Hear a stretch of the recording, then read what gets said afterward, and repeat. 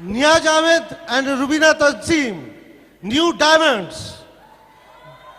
The highest reward for man's dedication to excellence is not what one gets from it, but what he or she becomes through it. Bill Britt, we are proud of your accomplishments and we love you. Bill and Peggy Britt, Free Enterprise Day Celebration 2013.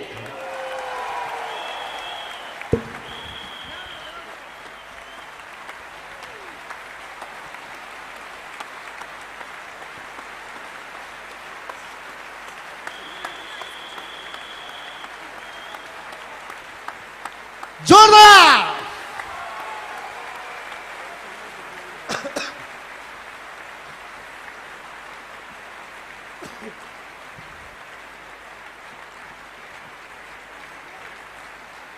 नियाज और रुबीना, ये कलकत्ता में नियाज इस business शुरू किया था, वो story आपको बताएंगे। मैंने उन लोगों को देखा है, ये पतला सा लड़का, यंग, स्मार्ट, हैंडसम, किसी भी पिक्चर का हीरो बन सकते हैं। ओके, बाद में हीरोइन को भी ढूंढ लिया।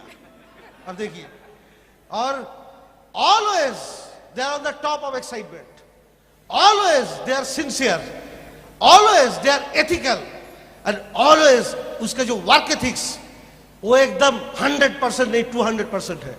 सो आज हम इनके शेयरिंग सुनेंगे, उनके एक्सपीरियंस सुनेंगे। आप जोरदार तालियों से इनको स्वागत कीजिए। Please help welcome Niaz and Rubina.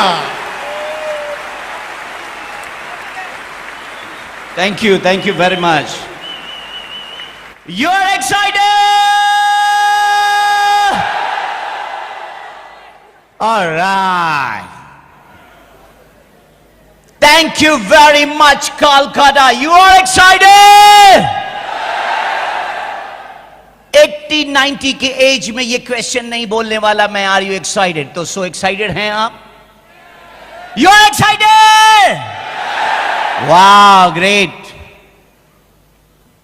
दोस्तों, बहुत एफिडी देखी है हमने, बहुत डायमंड्स की स्टोरियां सुनी हैं हमने एफिडी में आकर के। बहुत बार रोंगटे खड़े हुए हैं हमारे भी उस रॉकी म्यूजिक को सुन करके। हर बार हम लोगों ने सोचा कि एक दिन हमारे लिए भी ये फ्लैग पढ़ा जाएगा, हमारी भी ये स्टोरी बनेगी जो सुनाने के लायक होगी। और मैं बताऊं, आज ये सब कुछ सच हुआ,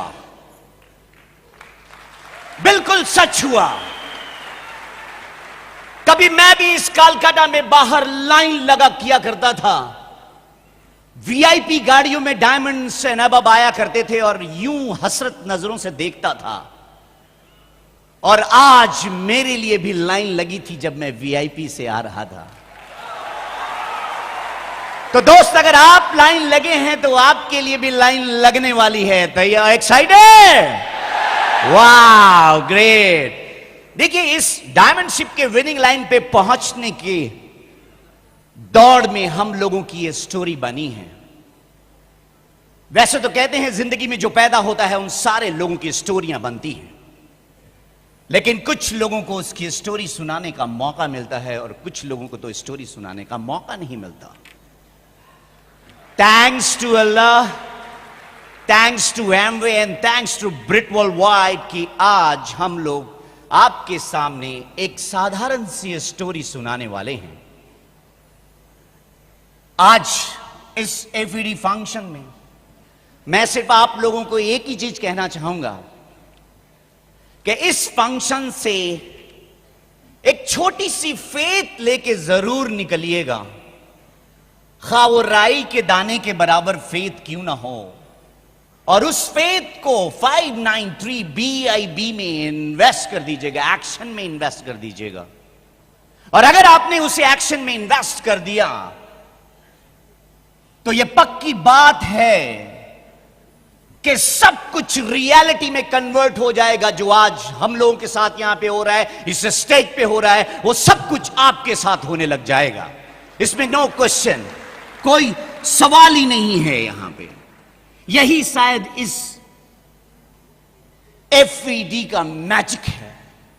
इस एफईडी फंक्शन में लोग पूरी दुनिया में आते हैं और लाइफ में ड्रास्टिक चेंज करने का डिसीजंस लेकर जाते हैं, और उम्मीद है और हम प्रे करते हैं ऊपर वाले से कि आज आपका भी दिन होगा और आप भी डिसीजंस लेके जाएंगे।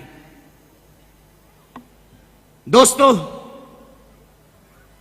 हम लोग बिल्कुल, हमारे दोनों की बिल्कुल हम्बल बैकग्राउंड है। हम कोई सुपर शॉट नहीं है, तो इसका मतलब यह नहीं है कि हम बेवकूफ हैं। आपको मैं बताऊं कि जब हम लोगों की स्टोरी आप सुनेंगे ना, तो आप लास्ट में कहने वाले हैं, पता क्या कहने वाले हैं? कहने वाले हैं, अरे धत तेरी का, अगर ये कर सकते हैं तो हम इनसे ज्यादा बढ़िया कर सकते हैं। सबसे पहले मैं शुक्रिया अदा करना चाहता हूं उस ऑलमाइटी अल्लाह का, जिसकी वजह से ये पूरी दुनिया है, हम हैं। उसके बाद हम शुक्रिया अदा करना चाहते हैं अपनी फैमिली का, जिन्होंने अच्छे वैल्यूज के साथ में हमें बड़ा किया। उसके बाद हम शुक्रिया अदा करना चाहते हैं अपलाइन स्पॉन्सर, जिन्होंने हमें यह बिजनेस दिया, एमडी रियाजुद्दीन एंड नाज बानो का। उसके बाद हम अब शुक्रिया अदा करना चाहते हैं अपलाइन मेंटर, जिनकी मेंटरशिप में हमने यह बिजनेस को इतनी दूरी तक लेकर के आया हूं मैं, mister A Z Khan and Shabnam Ara का। दोस्तों, उसके बाद शुक्रिया अदा करना चाहते हैं जिनसे मैंने डायमंडशिप जाने का तरीका सीखा, जिनसे बहुत कुछ सीखा हमने। नॉन अदर देन, आपने उनको सुना, देखा, diamond going camp, Kaushik and Shubha Datta. And उसके बाद जिनसे बहुत कुछ सीखा, founder emerald going camp, Debashish and Mita Sarkar. India के first EDC Subhashish and Sujata Ghosh, उनसे भी बहुत कुछ सीखा हमने। दोस्तों, उसके बाद मैं शुक्रिया अदा करना चाहता हूं उस लेजेंडरी कपल का, जिनको पिन से मेजर नहीं कर सकते आप, अशिताबा एंड श्वेता दत्ता का। उसके बाद फायर ब्रांड कपल, जिनकी फायर की चपेट में हम लोग आ गए।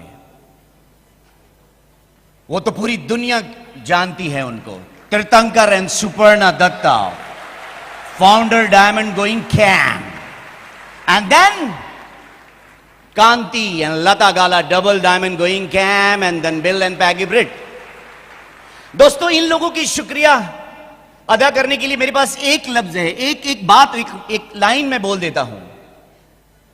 ये जो जिंदगी कह रही है गाम पे सलाम, ऐ अपलाइंस ये तेरी रफाकत का फैज है।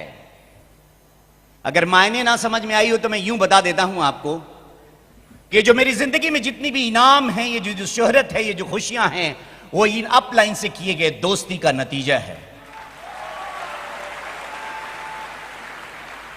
दोस्तों, जैसा कि मैंने कहा, मैं बिल्कुल साधारण घराने से हूं। मेरे फादर पुलिस ऑफिसर थे।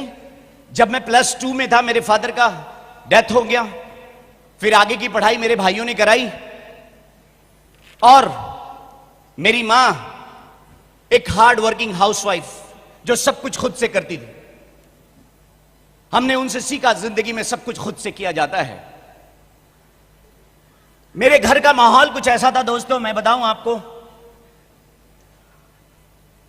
कि लोग घर में कहते थे कि ईमानदार रहना है, हमेशा सच बोलना है, और स्पिरिचुअल प्रिंसिपल बेस्ड लाइफ जीना है, और इसको फॉलो करके तुम दुनिया में कुछ भी पा सकते हो, तो खुश रहोगे। इन्हीं माहौल के बीच में मैं पला बड़ा, लेकिन मैं बहुत कंफ्यूज था। मैं हमेशा सोचता था क्या सच में मैं सच ईमानदार रह करके मैं इस दुनिया के अंदर में बहुत बड़ा बन सकता हूं? इस कंफ्यूजन के बीच में मेरी पढ़ाई चली और इस पढ़ाई में मैंने बहुत एक्स्ट्राऑर्डिनरी नहीं किया, लेकिन ऑर्डिनरी भी नहीं किया। यानी सब कुछ ठीक ठाक, लेकिन मैं क्रिएटिव था। मैं हमेशा एक सोचू किस्म का था। मैं हमेशा सोचता था ये क्यों, ऐसा क्यों, और क्यों नहीं ऐसा। हमें याद है कि आज भी हमारी स्कूल्स की बुक्स में हमारे नाम इसलिए लिखे जाते थे कि मैं बहुत ही क्रिएटिव, साइंस में बहुत मॉडल बनाए हमने, बहुत सारी इनामें जीती हमने, और बहुत ही क्रिएटिव टाइप होने की वजह से, बहुत बड़े सोच की वजह से मेरे दोस्त मुझे कहते थे, हे देख न्याज आ रहा है, ये फेंकू है, बड़ी बड़ी बातें फेंकता है, अरे लपेट लपेट लपेट। मेरे दोस्त ऐसे बोला करते थे क्योंकि मैं बड़ी बातें करता था, बड़ी सोच था मेरे पास में। और जब बड़ी आप सोच सोचते हैं ना, लोग तो अंडे मारते हैं, तो मैं बड़ी सोच का मालिक था। लेकिन खैर, मुझे आज भी एक वाकया याद है कि मेरी मां कहती थी ये प्रिंस है, प्रिंस। और क्यों प्रिंस बोलती थी पता है? क्योंकि मैं बड़ी बड़ी सलाहें दिया करता था घर में, तो मेरे घर के लोग बोलते थे इससे सलाह ना लिया करो, ये अपने बजट में बैठता नहीं है। तो खैर ऐसी चला। लेकिन थैंक्स गॉड कि मैं इतना इंटेलेक्चुअल बचपन में ही नहीं था कि मैं बड़ी ड्रीम देखने से डर जाता। इतना इंटेलेक्चुअल नहीं था मैंने केमिस्ट्री में ऑनर्स किया, डिस्टिंक्शन भी ली मैंने। लेकिन सडनली मेरे दोस्तों ने मुझे कहा कि ग्लैमर का दुनिया है यार, क्रिएटिव हो तो चलो डिजाइनर बन जाते हैं। फिर मैं उस तरफ मूव किया, डिजाइनर बन गया।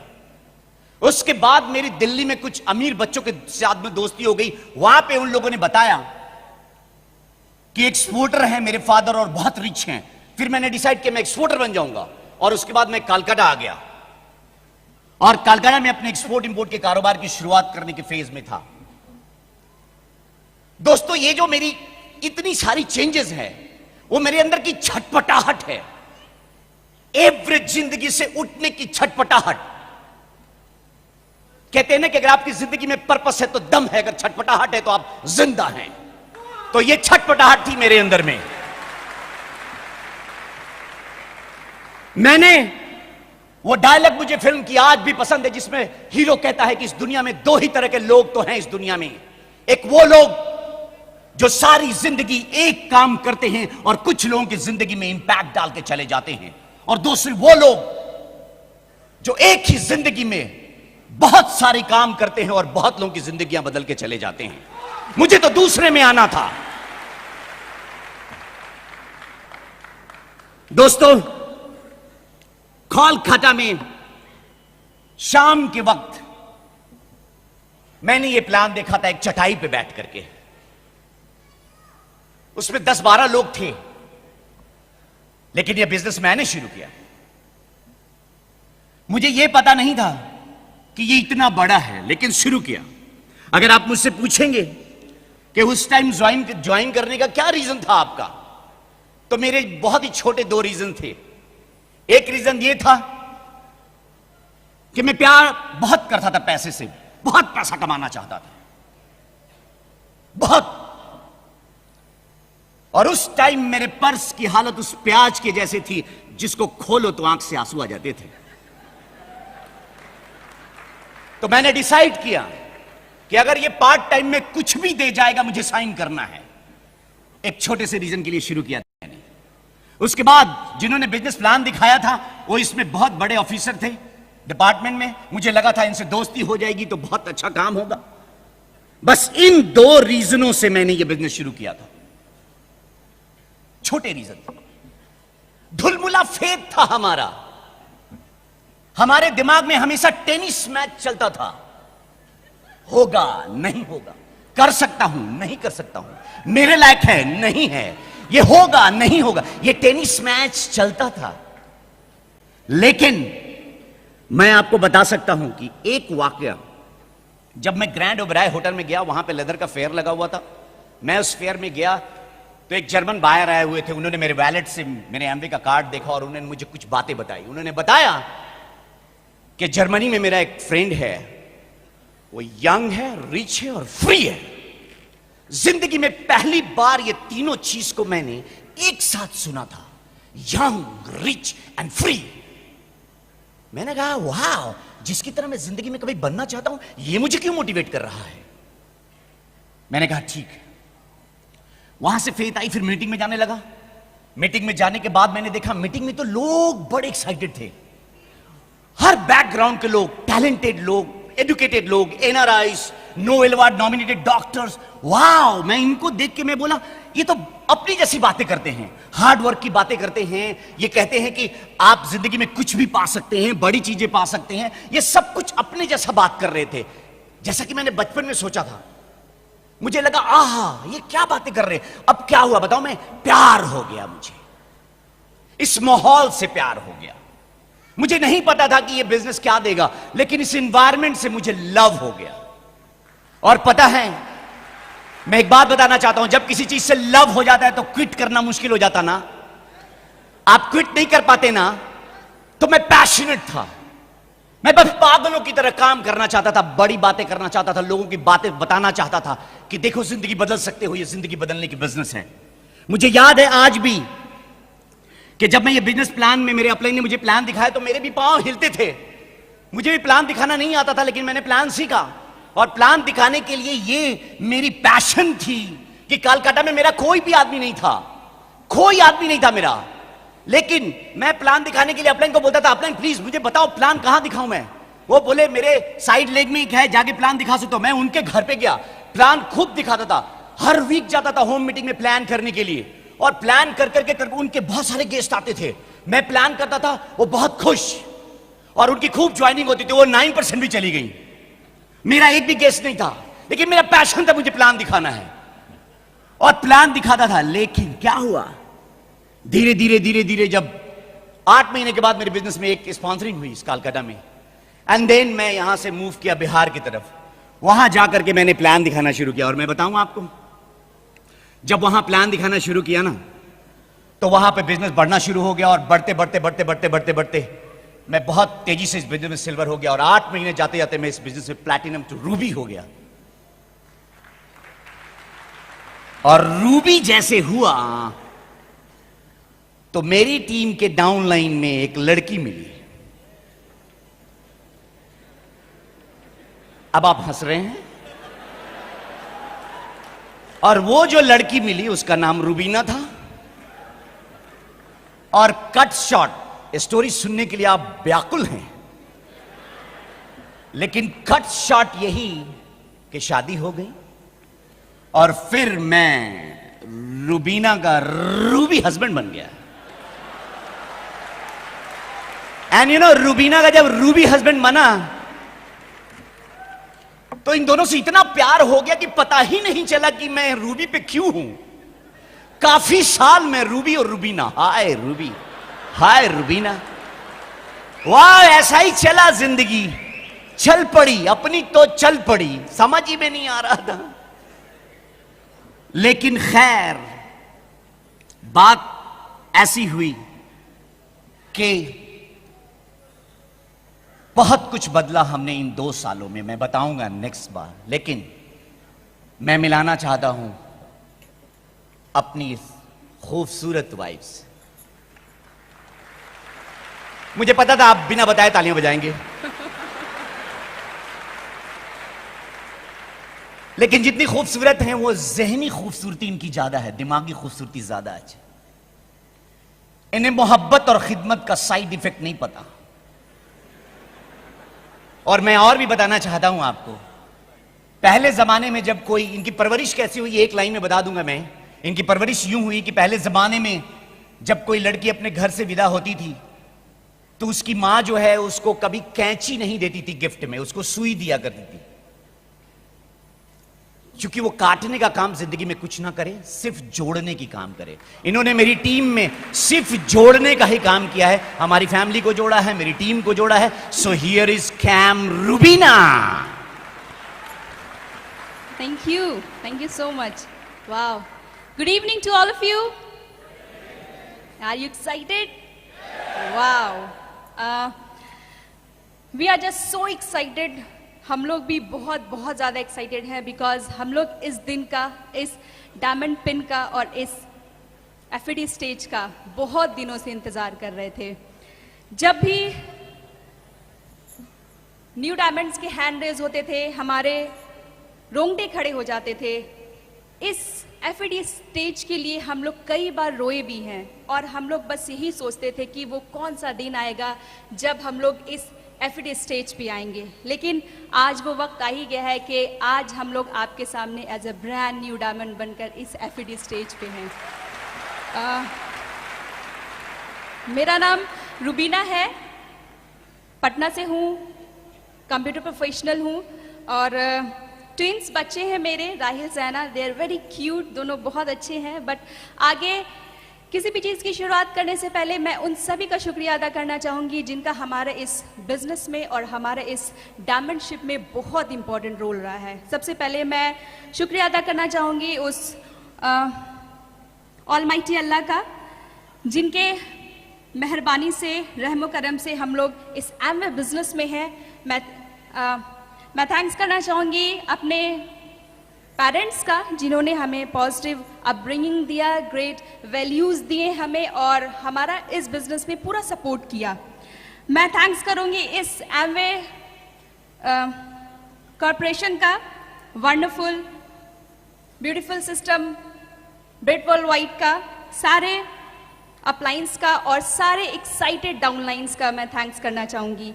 मैं थैंक्स करना चाहूँगी अपने दो प्यारे से छोटे से बच्चे राहिल और ज़ैना का, क्योंकि मैं उसे बहुत छोटे से छोड़ करके मीटिंग फंक्शन में जाया करती थी और उस टाइम में मैं सोचती थी कि मतलब मुझे बहुत ज़्यादा दिक्कत होता था। मैं सोचती थी कि कैसे मैं जाऊं छोड़ करके। लेकिन उस टाइम में मैंने एक बार सुना था मीना देसाई की कैसेट में कि जब तुम्हारे बच्चे छोटे हो तो तुम उन्हें मीटिंग फंक्शन में छोड़कर जाया करो, बिकॉज उन्हें कुछ भी याद नहीं होता है कि तुमने उन्हें क्यों छोड़ा, कहाँ छोड़ा, किस लिए छोड़ा और कब छोड़ा। लेकिन जब वो बड़े हो जाएंगे और वो अगर किसी बड़े चीज़ की डिमांड करेंगे तुमसे और तुम जब उसे पूरा नहीं करोगे तो वो चीज़ उन्हें याद रहेगी। ये बात मुझे बहुत टच कर गई थी। तब से मैंने सोचा था कि मैं अपने बच्चे के हर ख्वाहिश को पूरा करूंगी। फैमिली बैकग्राउंड की अगर बात करूँ तो I have 3 brothers and 3 sisters including me. मैं घर में सबसे छोटी हूँ। My father he is a famous surgeon, वो एक बहुत अच्छे डॉक्टर हैं। मेरी mummy she is active house wife basically. और मेरी लाइफ बहुत अच्छी गुजरी, वेल प्रोवाइडेड थी। ज़िंदगी में कभी भी किसी चीज़ की कमी नहीं हुई। जब भी जिस चीज़ की ख्वाहिश होती थी वो हमें मिल जाया करती थी, थैंक्स टू माई पेरेंट्स। मैंने अपने पापा को बहुत हार्ड वर्क करते देखा है, बहुत ज़्यादा डिसिप्लिन में मैंने देखा है उन्हें। मैंने उनसे हमेशा ये सीखा है ज़िंदगी में कि अपने लाइफ में और अपने प्रोफेशन में कैसे एक्सक्यूज़ नहीं बनाए जाते हैं। एक्सक्यूज़ वर्ड क्या होता है वो उनके डिक्शनरी में कभी नहीं होता था। मैंने अपनी मम्मी से सीखा है कि किसी भी चीज़ को कैसे बहुत अच्छे से मैनेज किया जाता है, कभी भी दूसरों के लिए नेगेटिव नहीं बोलना चाहिए और कैसे हर किसी के साथ बहुत अच्छा रिलेशन बना के रखना चाहिए। ये सब सारी चीज़ें मैंने अपने मम्मी से सीखी है। इन 2 चीज़ों से मेरे अंदर बचपन से ये सोच डेवलप हो गई थी कि कुछ मेरा अपना खुद का हो, क्योंकि शुरू से मैं बहुत बड़ी ड्रीमर थी। मैं शुरू से चाहती थी कि मेरा अपना नाम हो, लोग मुझे मेरे नाम से जाने, पहचान मेरी अपनी हो।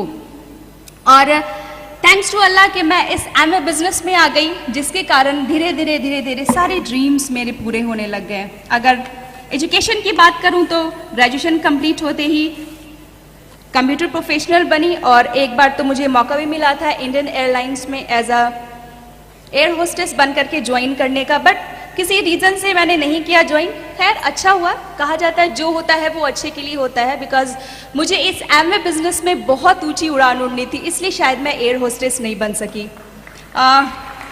फिर मेरे घर ये एमवे बिजनेस आ गया जो कि मेरे बड़े भैया डॉक्टर अहमद सज्जाद लेकर के आए बिजनेस को। उस टाइम में भी मैंने इस एमवे बिजनेस को ज्वाइन किया था और मैं उस टाइम में 6% थी और 9% की तैयारी कर रही थी।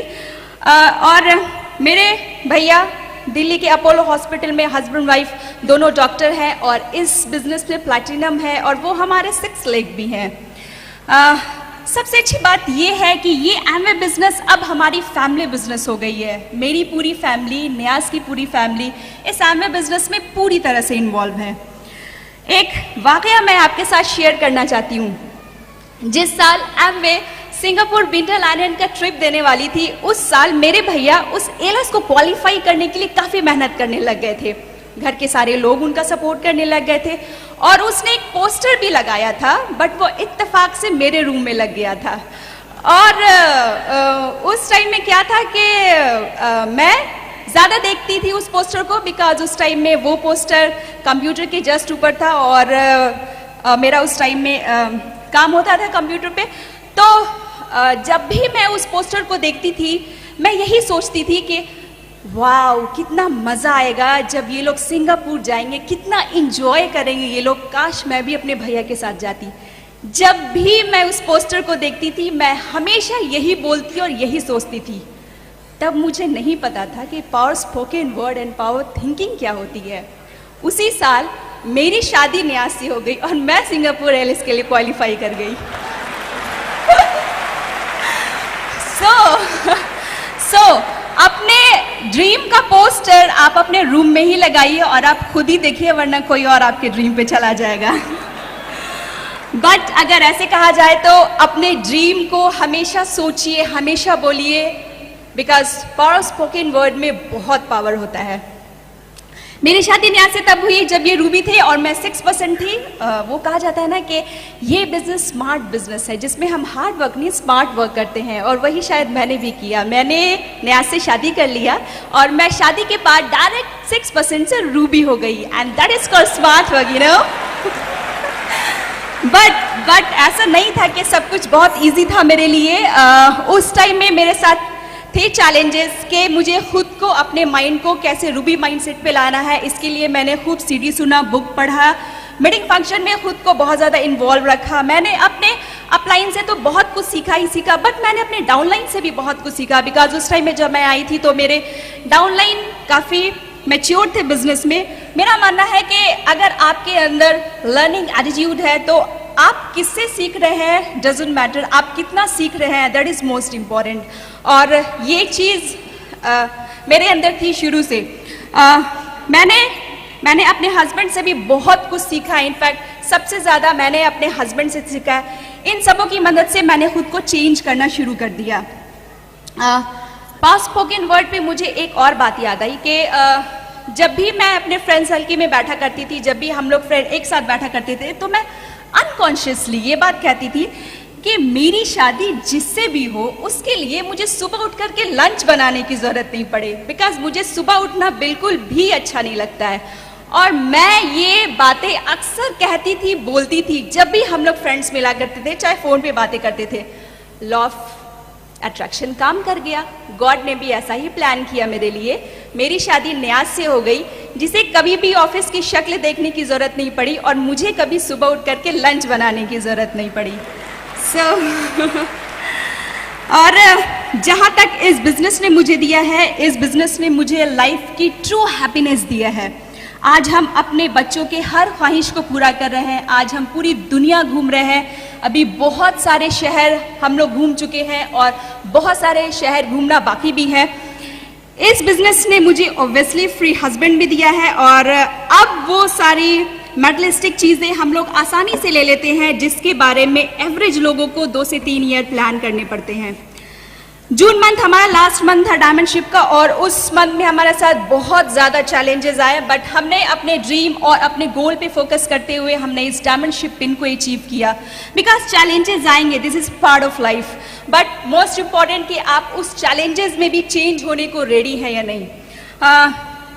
कहा जाता है कि हैप्पीनेस कम्स आफ्टर चैलेंजेस, और वही हमारे साथ भी हुआ। बट एमवे के रिवॉर्ड के सामने सारे चैलेंजेस कम पड़ जाते हैं। जब आप डायमंड चले जाते हैं तो एमवे आपको इतने सारे रिवॉर्ड्स देने लगते हैं कि आप भूल जाते हैं कि आपके साथ क्या क्या चैलेंजेस आए। मैं बस यही कहना चाहूँगी कि ये आने वाले वक्त का सबसे बड़ा बिजनेस होने वाला है, इसलिए इसको दिल से बिल्ड कीजिए, पैशनेटली बिल्ड कीजिए। और अब मैं माइक न्यास को देने से पहले ऑब्वियसली उनके बारे में कुछ कहना चाहूँगी कि ये बहुत हार्ड वर्किंग है। ये बहुत ज़्यादा पैशनेट रहते हैं अपने ड्रीम को लेकर के, बहुत बड़े ड्रीमर भी हैं और ये बहुत ऑनेस्ट भी हैं, कभी भी ये एथिक्स से कॉम्प्रोमाइज नहीं करते हैं और ये हमेशा बहुत एक्साइटेड रहते हैं, है ना, बहुत ज़्यादा excited. So please help me welcome my excited hero Niyaz Ahmed. Thank you. Right, thank you very much Rubina, thank you. And now मैं आपको बताता हूं आखिर पिछले 2 सालों में क्या हुआ हमारी जिंदगी में जो हमने डायमंडशिप की तैयारी कर ली। देखिए, मैं टीम में बहुत मेहनत करता था, काम करता था, दौड़ता था, लोगों को बताता था, लेकिन कुछ लगने लगा था हमें ऐसा लगने लगा था, यार मैं टीम को बताता तो हूं लेकिन टीम समझती क्यों नहीं है। मुझे यह समझ में नहीं आता था, मैं बताता हूं, बहुत अच्छी बातें बताता हूं, बहुत किताबें पढ़ के बताता हूं, लेकिन मैं बहुत सोचने लगा, मुझे लगा कि मुझे रिस्पेक्ट नहीं मिल पा रहा है। पता है, रिस्पेक्ट पाने का धक्का इतना कस के लगा कि मैं इस बिजनेस में पागलों की तरह बेसिक्स पे फोकस हो गया और पूरे लाइन या लेंथ पर हमने वो सारी बेसिक्स खुद इतनी तेजी से करने लगा कि सब कुछ कहानी बदल गई। जब अपनी गाड़ी से जा रहा था तो उस ऑटो के पीछे वो लिखी हुई चीजें मुझे इतना झकझोर दिया था कि मैं बता नहीं सकता। उसमें लिखा हुआ था, पता है क्या, कि ठहरा हुआ पानी और रुका हुआ इंसान सड़ जाता है। मैंने कहा, न्याज, ऐसा नहीं है कि मेरे अंदर में ताकत नहीं है, मैं बेसिक्स नहीं कर सकता इसकी बिजनेस की। मैंने पैशनेटली वो सब कुछ सबसे ज्यादा खुद करना शुरू किया और बिल्कुल ड्रास्टिक चेंज आ गया। और चेंज यूं आया कि पिछले साल सफायर गया, फाउंडर सफायर गया, एमरल्ड गया और इस साल स्ट्रेट डायमंड। तब मुझे पता चला कि डिसीजन सिर्फ 31 दिसंबर को नहीं ली जा सकती, डिसीजन किसी दिन भी किसी वक्त भी आप ले सकते हैं। इसके लिए 31 दिसंबर की जरूरत नहीं है और सिर्फ डिसीजंस पे ही ये पूरी बिजनेस टिकी हुई है और खुद की डिसीजंस। मैंने डिसीजंस लिया। मैं आपको बता सकता हूं कि किताब में पढ़ा कि जिंदगी एक लिमिटेड वैलिडिटी कूपन के जैसी है, जिसके टॉक टाइम का आप इस्तेमाल करें या ना करें उसका एक्सपायरी डेट है। और मैंने कहा नहीं, मैं इसका इस्तेमाल करूंगा। मैंने करना शुरू किया दोस्तों। मैं पैशनेट, मेरा पैशन है ये बिजनेस। आप क्या बोलेंगे, मैं कभी कभी स्पीचलेस हो जाता हूं, मैं बता नहीं पाता, लेकिन इतना जरूर कहूंगा कि कंफ्यूज फेस लेकर के अगर आप जिंदगी में घूमते रहे तो आप बहुत बड़ी चीज नहीं कर पाएंगे। ड्रीम क्लियर होना चाहिए और यही मैंने इन 2 सालों में कुछ ज्यादा किया। हमने जब जून मंथ में मेरी डायमंडशिप कंप्लीट हो रही थी तो ऐसा नहीं था कि सब कुछ स्मूथ हुआ था। सबसे ज्यादा चैलेंज मेरी जून में ही आई थी, क्योंकि जून में हम लोग इसलिए जाना चाहते थे क्योंकि हमारा डेट ऑफ बर्थ, दोनों का डेट ऑफ बर्थ जून में ही है और हमने डिसाइड किया था कि हम डायमंड जाएंगे। ऐसे तो 2005 में ही हमारे 5 लेग्स ब्रेक थे, लेकिन इतनी अपलाइंस, अप्स डाउन्स एंड चैलेंजेस आए थे कि मैं चैलेंजेस के बयान नहीं करना चाहता आपके सामने। लेकिन इस ब्रिटवल वाइट्स का थैंक्स करना चाहता हूं कि इन्होंने अपने बुक्स सीडी से हमारी मेंटल मसल्स को इतना स्ट्रांग कर दिया था कि कोई भी रिएक्शंस पे मेरा खुद का कंट्रोल हो गया था। मैं रिएक्शंस के बहाव में नहीं आने वाला था और वो कंट्रोल ने मुझे इस बिजनेस में यहां पे खड़ा किया हुआ है। मैं आपको यह भी बता सकता हूं कि जब जून में हम काम कर रहे थे, लास्ट मंथ था हमारे बेटे के साथ में बिग चैलेंज आ गया। उसकी पूरी हाथ यहां से कटी। हम लोग हॉस्पिटल भागते थे, होल डे हॉस्पिटल। मेरी बेटी की तबीयत खराब, उसके लिए हॉस्पिटल, मैं खुद हॉस्पिटल, जाना आना सिर्फ हॉस्पिटल हॉस्पिटल, सुबह शाम रात। लेकिन उस प्रोसेस में भी मेरी मेंटल मसल इतनी स्ट्रांग थी कि मैंने कहा था कि ये डायमंडशिप इसी महीने में होगा। मैं रात भर इसके लिए, चाहे जो कुछ भी करना था, मैंने उस प्रोसेस में कॉलिंग करी, मूव किया, सब कुछ किया और जून मंथ में ही हम लोगों ने डायमंडशिप कंप्लीट की।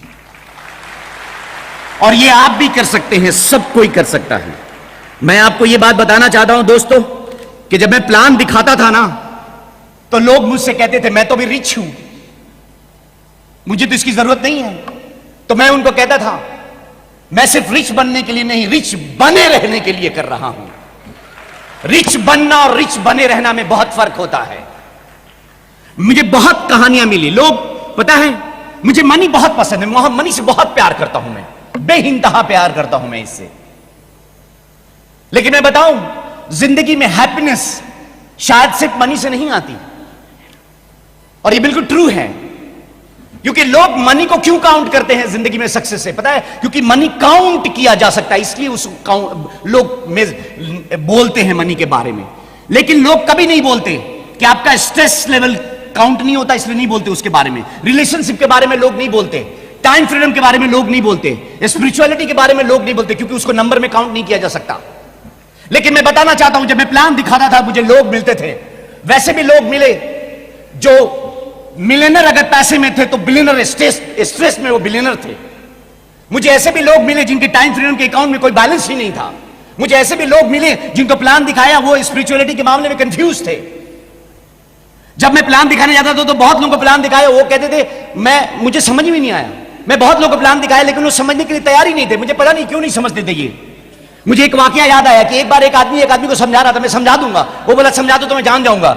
वो बोला कि देखो तुम समझा दो तो मैं अपनी बीवी हार जाऊंगा।